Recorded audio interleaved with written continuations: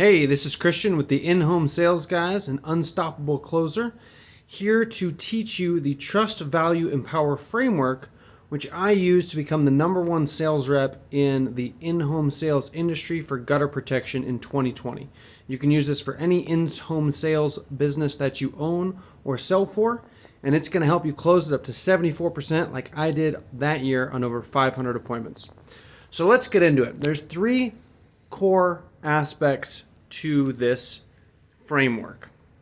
The first is trust, the second is value, and the third is empower. So let's dive in first and foremost. In order to sell anyone, 2 core things have to happen. The first is that they must trust you. The second is that the perceived value of something, whatever that is greater than the price. Right? So if they value something this much and the price is down here, they might buy. But if the price is up here and they only value it this much, they're never going to buy. You need to have both of these things at the same time. Right? You need to both be, because if someone trusts you and they value what your offer and it's more than the price to them, they will buy every single time. Right? They're going to buy every single time. So if the trust is down here, though, even if the value is way more than the price, let's say you're trying to sell them a car and you say, hey, I'm going to sell you a new Ferrari for 10 grand. Oh my goodness, it's the best deal ever, right? Anybody in their right mind would try to figure out how to get the money to buy that because they knew they could flip it tomorrow for 100 or 200 grand. It'd be the best deal ever. But if the trust is down here, well, heck, you might be scamming them, right? They can't trust you to actually pull through and get you that car, right? Also, if the trust is way up here, but the value is less than the price, well, they're not going to buy it, right? It's kind of like if you go to McDonald's, you're driving by, you see a McDonald's, you go, I'm hungry. I know if I go in there, I can spend $5, get a burger, and that's going to satisfy me. So what do? You drive in, you spend $5, you get a burger, it satisfies you. You're no longer hungry. Why don't you go back through and buy another burger? Well, the value initially when you were hungry was up here compared to the price. But now the value for that same burger is down here for the price, right? So value is 100% in the eyes of the beholder, and the person you're talking to. There's no inherent value in anything. There's some people in this world that don't even value money, right? Think about people that live, in the rainforest, things like that. Money doesn't matter to them. That's not something that's important. So the value is always in someone's mind, and it's up to you to both increase the value and the trust in the conversation. So fundamentally, what you need to do in order to become the best salesperson ever, to be able to close every closable sale, which is really the goal of this. So actually, let's talk about that for a second. The whole goal of this framework is to teach you, or is to give you a way to close every closable sale. Now, I'm not saying you should close every sale, right? There's certain people where it's just morally wrong. I remember when I was selling gutter protection, I went to this woman's house and I went through the whole spiel. Her house was kind of falling apart. Her gutters were super messed up, but there was so much stuff just going on. And she was old, in her 60s. And we got to the end of the presentation and she was like, yeah, let's do it. Let's buy. She didn't try to negotiate with me or anything, which, almost everybody did in that industry specifically. And she told me that she just cashed out her life savings and, she had like $13,000 and it was going to be $4,800 for this gutter protection. And she was like, yep, let's do it. I'm ready to go. And, I could have got that sale. It was easy. It was a lay down, massive margins. I would have made like $1,000 on it at least. It would have been awesome. But I refused to. I said no, right? I didn't take the sale. And so, but I was able to get the sale, which was great, right? And so fundamentally as a salesperson, you should be a good person morally. Don't screw people over. If it's not right for them, don't sell it to them. Ultimately, I chose not to sell to this lady, even though she wanted it because, she's got better things to spend her money on. I know it, and it just wasn't right for the moment. But for you as a salesperson, in order for you to become the best salesperson ever, in order to have the maximum opportunity for success and financial success in your life, to be able to do all kinds of things, whether it's selling for the sake of making money or selling a product or service or you're selling yourself to someone else, to build a relationship, maybe find a wife or spouse, something like that. Selling is super important. So what you want to learn is how to close every closable deal. Because if you know how to close every closable deal, you have like infinite power, right? Some deals aren't closable. Some people won't make a decision on day one. Some people might not be interested in you for whatever reason. But for the ones that are potentially closable, you need to learn how to close every closable sale. So let's get into it. In order to close every closable sale, like I talked about, there's trust and value, and then there's the empower. We'll talk about that at the end. Trust is the fundamental, most important aspect of all sales. You need a proven way, a predictable and consistent way to go from zero trust to maximum trust in a single sales appointment. Proven way, right? And if you're able to do that consistently, right? If there's no trust, people don't buy, right? Almost all sales are predicated on trust. The value, the empowerment, everything else goes outside the window if you're not able to earn someone's trust. What I find is the biggest mistake that salespeople make is they come in and they try to throw so much value behind, their offer, their company, their product, whatever, and they try to talk it up about how it's so great, so it's so fantastic, all these things. And then they come back to me later and they go, I don't understand why they wouldn't buy. I have the best thing on the market. We have the best guarantee.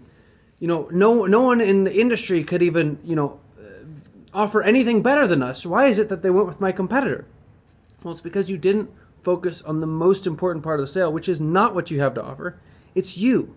It's you and them trusting you. So what you need to do is you need to refocus what you do. Step one is trust, right? That's why there's a triangle, as you see in the Facebook group. Step one is trust. Step two is value. Step three is empower, right? Trust is going to get you more sales than anything else. Then you focus on value, and then finally you focus on empowerment as your skills progress as a salesperson. So how do you make someone trust you? Well, the way that you get someone to trust you in order to buy from you is to basically just be real and cool. So the first thing is you want to be likable. Being likable is super important, right? When you go into a sales conversation, don't just go right to business. And I know there's some people that disagree with me on this. I don't believe in doing much more than like a couple minutes of rapport building max at first, but you just want to come in and be that person that people feel comfortable with. That's the most important. You want to be someone that people feel comfortable with. You come in and you're just like, hey, how's it going? If it's a sales call, where are you calling in from? Oh, it's such a great day. How long have you lived in this area? Whatever it is, just start chit-chatting. Just get comfy and just be like, man, act like this is your best friend and you're sitting down with them to maybe offer them something, sell them something, but you're going to hang out with your friend and sell them in a different way than you're going to sell other people. But you shouldn't. You should sit down with them and act like they're your best friend. Because here's the thing. Humans reciprocate. So if you act in a way that like you would with your best friend, people feel that. And they'll feel like, oh, this guy's like my best friend. Oh, and they'll just instantly be like, they'll think of all the times that they're hanging out with their best friend, and they know that they trust their best friend, so they're going to feel that with you, right? So you want to trust people. You want to, be overly trusting. Honestly, it's great as a sales rep to be overly trusting. Just be cool, right? So that's step one. You come in, you make people just feel totally relaxed in your presence. They feel like they can trust you. They feel like, you'd never lie. And again, okay, a really important thing. Long time ago, when people would meet in the middle of the jungle, one tribesman to another tribesman, what would happen? The first thing they would do is try to find out if they have things in common, right? Or if they're first thing they do is they try to figure out if they're from the same tribe. Because if they weren't from the same tribe, often what would happen is these people would try to kill each other. And so what's happened is throughout thousands of years of human history and experience, we have these safety mechanisms within us that allow us to see very quickly if this person is someone you can trust or not. And a lot of these things are subconscious. Like you can't even tell. You'll maybe just get a bad feeling. And you'll look at them, they seem nice, everything seems right, their words seem right, but you'll just get a bad feeling sometimes. And it's because subconsciously, this person is doing things that are showing you that they're actually not someone you can trust. That's actually going to be a bad actor, actually going to screw you in whatever way. So what's really, really important is if you want to build trust, you actually need to become someone that others can trust. You need to be a good, morally responsible person and, always try to do the best for people. I think a huge reason why I was able to become the #1 salesperson in the world in 2020 for gutter protection was because I didn't close some sales. There were a couple times in the year when I didn't close sales. And quick note, after every single sales appointment, I had to tell my sales manager why it didn't close, all these different things. And he was pissed. He was so mad that I didn't close them, even though the deal was done. They said yes. But I just believe that for every deal that you don't take when you could have and it's wrong, you're going to get 5 or 10 others, karma comes back to you. And I don't know if karma's a real thing, but it's just, if it's right for someone, if it's good for something, absolutely sell them. Do everything you can. Push them into it if you have to, right? If you know it's good for this person.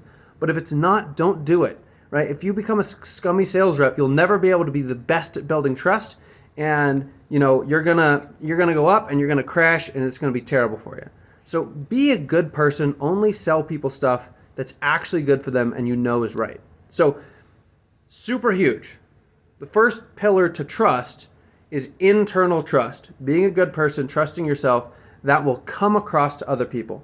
So you do that internally, then you come in, you be super comfortable, you make these people feel super comfortable in the conversation. And then after that, what I like to do is, there's one step before that. So the next thing you want to do is you want to really understand this person. People trust those who understand them.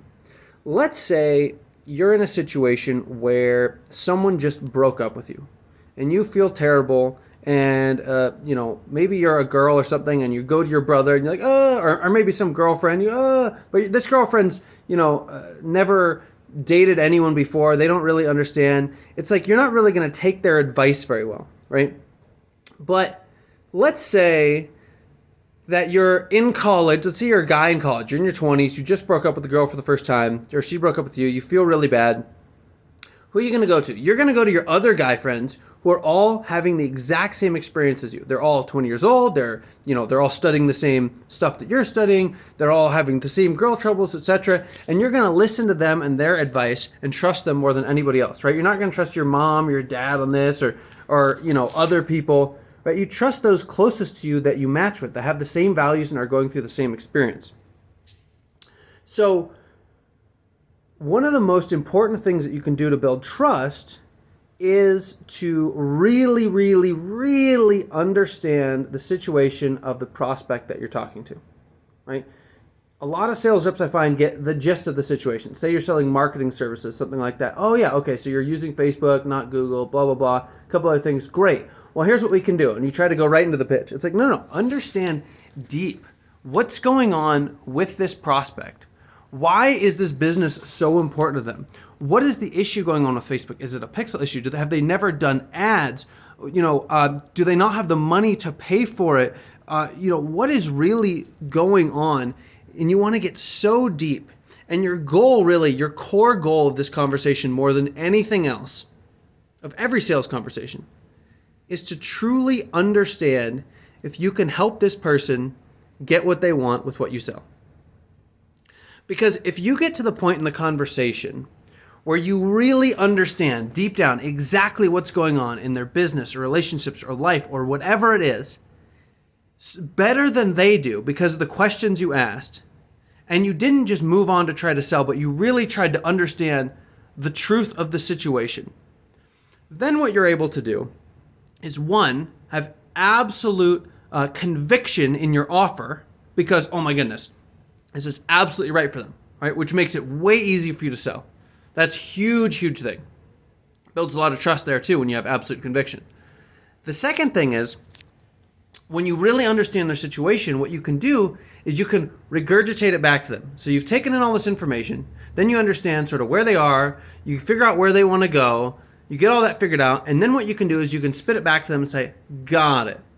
So this is the situation. Blah, blah, blah, blah, blah, blah, blah. You tell everything they just basically told you. You summarize it, their story, their situation, whatever, where they are and where they want to go and why. And what's going to happen? They're going to say, oh, exactly. You get it. They're going to buy from the person they feel like gets them and gets their situation. Right? As soon as you get someone doing that and they're nodding their head and like, yeah, exactly. Oh, yep. You get it. That's going to be a sale, right? Because people trust people who understand them, right? The people closest to you know you better than anyone else, and so you trust them more to give you advice and tell you things, etc.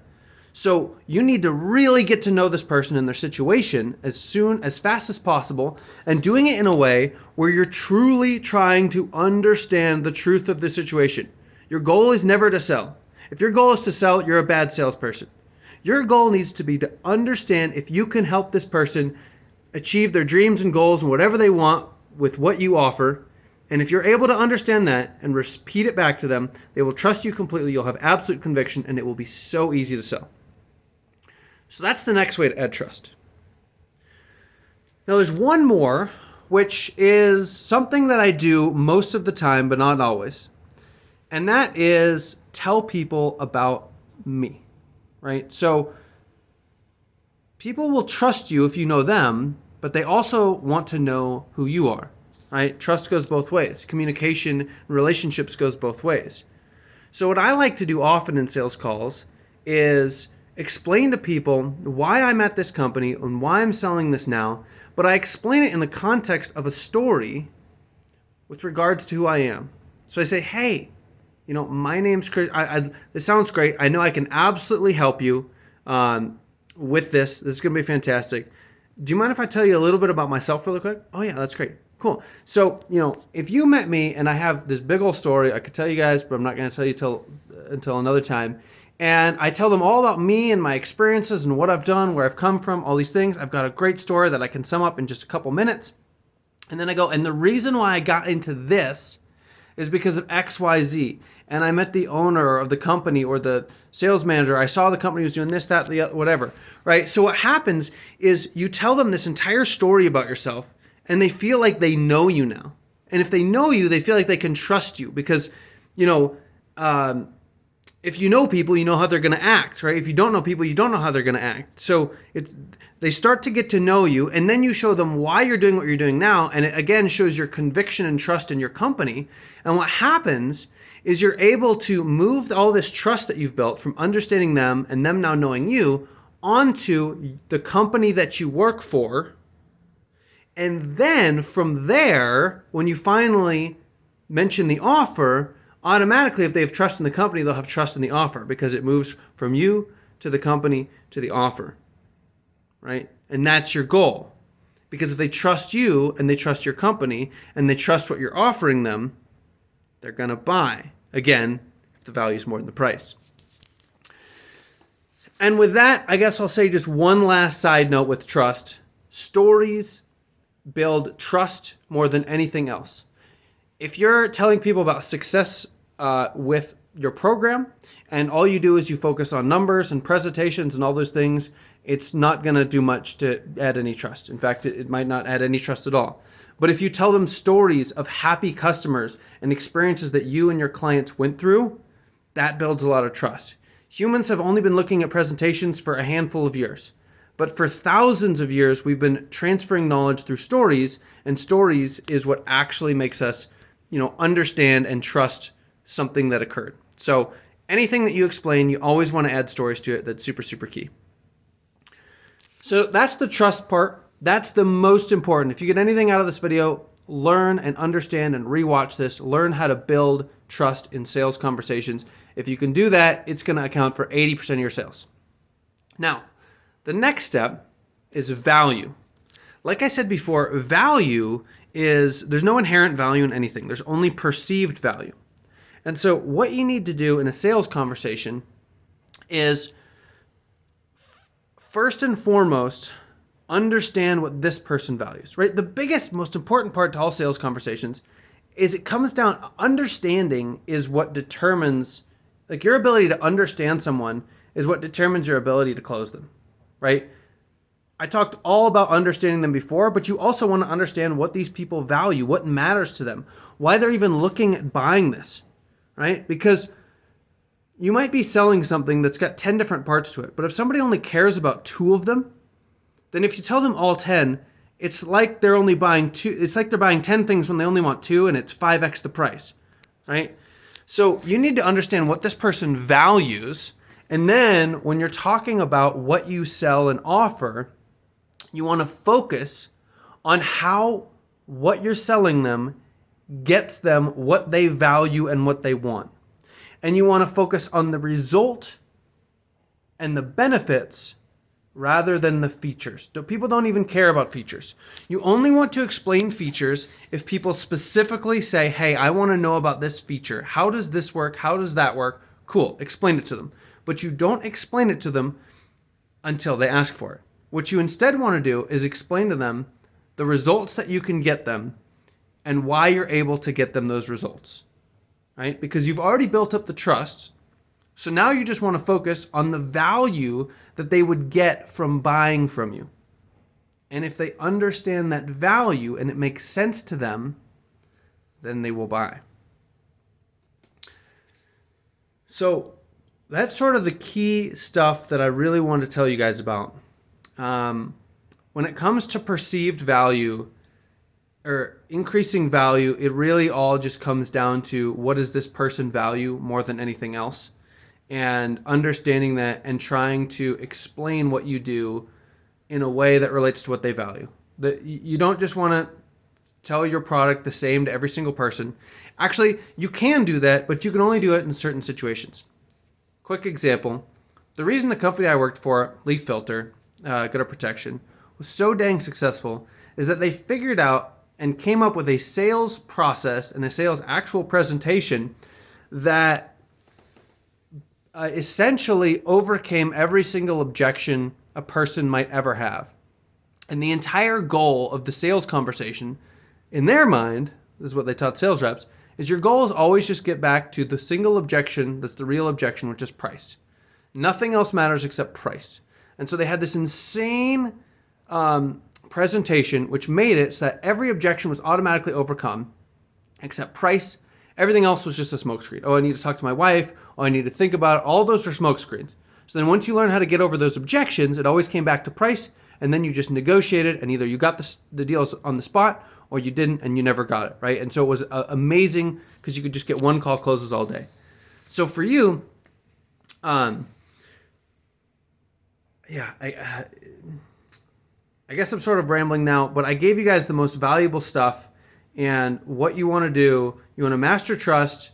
You only want to explain your value specifically in terms of the results and the values that this person wants, and explain very vaguely what you do. You only get in super detail if you have already mastered what you're selling, like these guys did, right? They were doing 700 million that year. They got it mastered. Otherwise, you only want to explain the features if people ask about them. And then now there's the last part. The last part is empowerment, or empower, right? So we got trust, value, empower. So finally, you get to the end of the conversation. They trust you. They value it. The value's more than the price. They trust you. There's no reason they shouldn't buy, but they're still not buying. What's going on? Well, some people are weak. They are weak mentally. They have made bad decisions in the past, and so they're afraid of making decisions in the future. And so people will just pause to make decisions. I need a day. I need to talk to this person. I need to look at my bank account. Oh, I don't have my credit card. Oh, this was one of the best objections I ever got. Oh, I just don't have my credit card on me. I said, are you at home though? Yeah, I'm at home. I'm like, okay, well, is it like in the other room or something? He's like, oh yeah, it's in the other room. I was like, well, okay. So you can get it, right? He was like, well, yeah, okay, let me go get it. Right? There's so much BS out there. So in order to empower people, this is a really long topic, and this isn't really the video to go deep into it, but to empower people, you have to get them to a place where they trust themselves and their decisions, and you do that by really breaking someone's false beliefs, right? You do that by helping them understand they can make a good decision and that now is the right time. And their mistakes in the past do not mean that they will make mistakes in the future, but to help them see the world in a different way.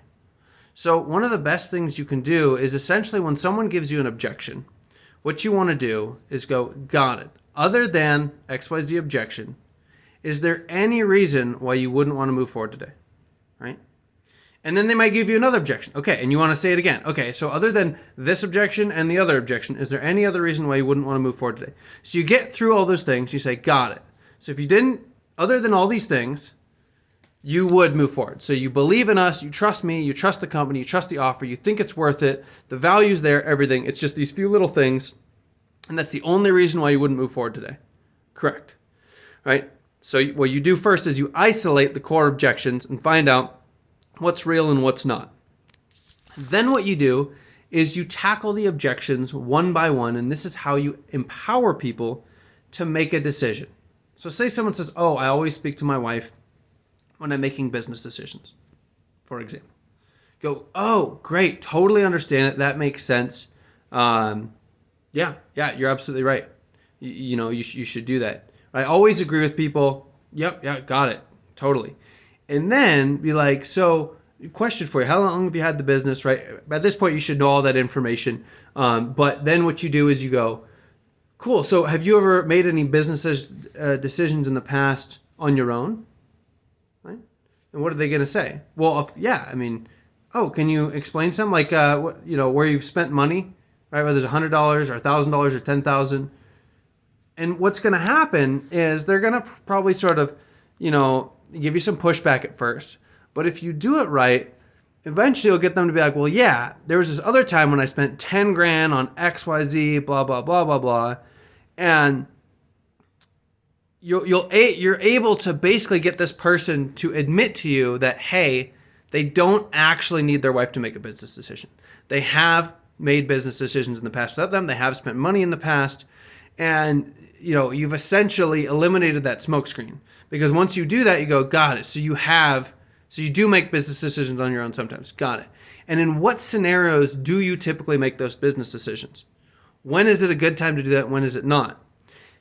Right? Again, everything comes back to understanding the situation, why they're giving you the objections. You get to the truth of the matter. When you get to the truth of the matter, it's empowering for both you and this person.